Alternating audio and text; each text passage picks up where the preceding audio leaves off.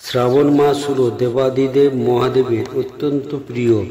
এই শ্রাবণ মাসেই দেবাদিদেব মহাদেব দেবী পার্বতীর কঠোর তপস্যায় সন্তুষ্ট হয়ে দেবীকে বিয়ে করতে সম্মতি প্রদান করেন এবং এই শ্রাবণ মাসে দেবাদিদেব মহাদেবের সঙ্গে দেবী পার্বতীর পুনর্মিলন হয়েছিল। আর শ্রাবণ মাসে সমুদ্র মন্থন হয়েছিল।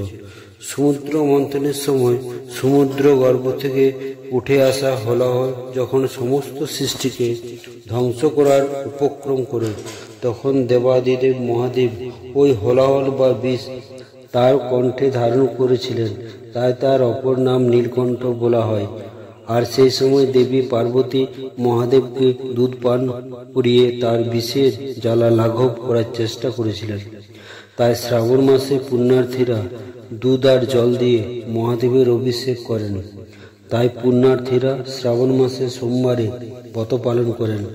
যারা শ্রাবণ মাসে সোমবারে উপবাস করেন এবং যারা উপবাস করেন না, তাদের সকলের ক্ষেত্রে প্রয়োজন সাত্ত্বিক আহার গ্রহণ করা।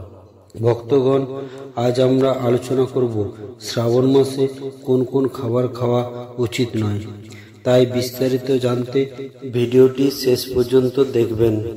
ভালো লাগলে লাইক করবেন, শেয়ার করবেন ও সাবস্ক্রাইব করতে ভুল করবেন না।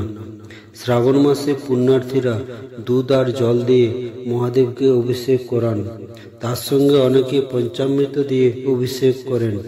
ভক্তগণ, এই শ্রাবণ মাসে যারা সোমবারের ব্রত পালন করেন তারাও এবং যারা পালন করেন না, উভয়ের ক্ষেত্রে খাবার গ্রহণ করা উচিত নয় বলে মনে করা হয়ে থাকে।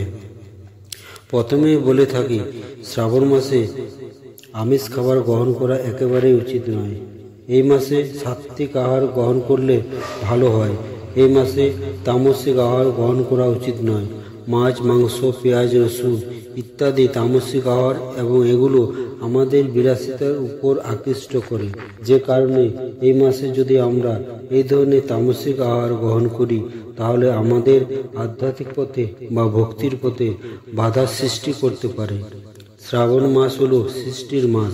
এই মাসে প্রাণীরা প্রজনন করে, তাই এই সময় মাছ, মাংস খাওয়া উচিত নয়। তাছাড়া শ্রাবণ মাস বর্ষাকালের মাস, মাছের প্রজননের সময়। তাই অনেকেই মনে করেন প্রশ্নতৃপ্তির জন্য কোনো প্রাণীর প্রাণনাশ করা উচিত নয়।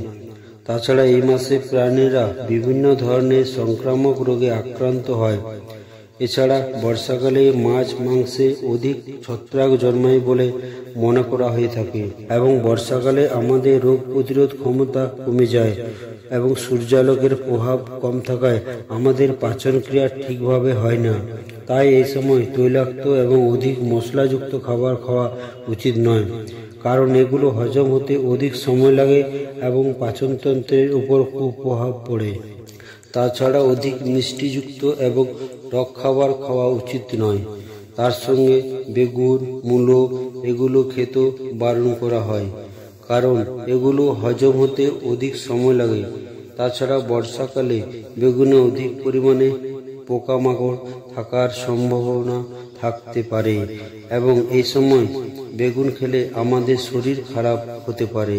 আর এই সময় সবুজ শাকসবজি খেতেও বারণ করা হয়, কারণ এই সময় শাকসবজি বেশি খেলে পাচন ক্রিয়া ব্যাহত হয় এবং পেটের বিভিন্ন রোগ দেখা যায়। শ্রাবণ মাসে দুধ খাওয়াও নিষিদ্ধ, কারণ প্রাণীরা এই সময় ঘাস খাওয়ার ফলে দুধে ব্যাকটেরিয়ার সংক্রমণ থাকতে পারে। শ্রাবণ মাসে আর্দ্রতা এবং শীতলতা বৃদ্ধি পায়, সেই কারণে এই মাসে দই খেতে বারণ করা হয়, কারণ এই সময় দই খেলে সর্দি কাশির সম্ভাবনা বাড়তে থাকে। তাছাড়া এই মাসে মাদক দ্রব্যাদিও খেতে নেই। এই সঙ্গে বলে রাখি, শ্রাবণ মাসে প্রতি রবিবারে মাছ, মাংস, মসুর ডাল, নিম পাতা, আদা এবং দগ্ধ দ্রব্যাদি খাদ্য হিসাবে গ্রহণ করা উচিত নয়। তৎসঙ্গে শ্রাবণ মাসে মৈথুন, দিবানিদ্রা, অধিক ব্যায়াম এবং সূর্যকিরণ পরিত্যাগ করতেও বলা হয়। এই সময় বিশুদ্ধ জল পান করা উচিত। তাহলে ভক্তগণ, আপনাদেরকে সংক্ষেপে জানালাম যে শ্রাবণ মাসে কি কি খেতে নেই। তাহলে আজকের মতন এখানেই শেষ করছি। নমস্কার, ধন্যবাদ।